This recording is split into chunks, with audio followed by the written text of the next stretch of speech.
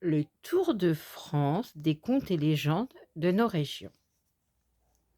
Un conte du pays de la Loire, la trop bonne fée. Il y a fort fort longtemps, en Anjou, les fées habitaient les forêts de la région. Elles adoraient les enfants et s'ennuyaient beaucoup dans la journée.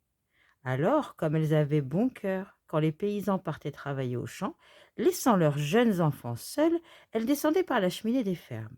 Et, toute la journée, elles pouponnaient les bébés, leur donnaient à manger, leur chantonnaient de douces chansons, les berçaient.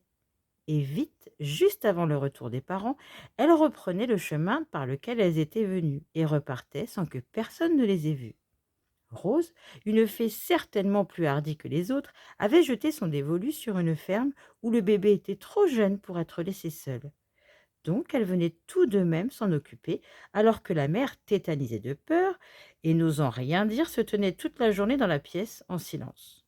Mais la mère ne supporta pas longtemps ces caresses données par une étrangère.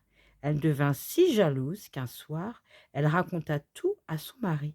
«Ne t'inquiète pas», répondit celui-ci, «j'ai une solution.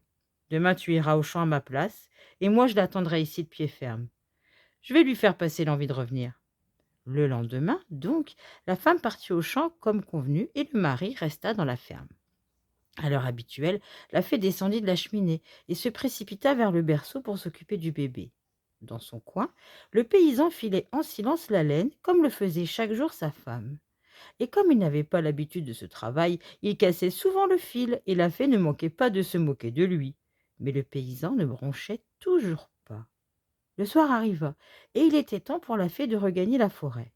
Quand elle s'engouffra dans la cheminée, le paysan bondit, saisit une pelle et lança sur les jambes de la fée des charbons ardents.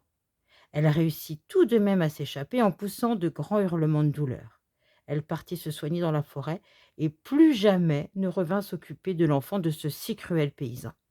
La morale de cette histoire, c'est que parfois, à être gentil, on le devient trop et que ça peut mal finir.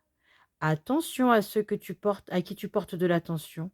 Ils ne te remercieront pas toujours. Fin. J'espère que ce petit livre t'aura plu. N'hésite pas à liker, à partager, à laisser des petits commentaires. Je te souhaite une excellente journée. À très bientôt.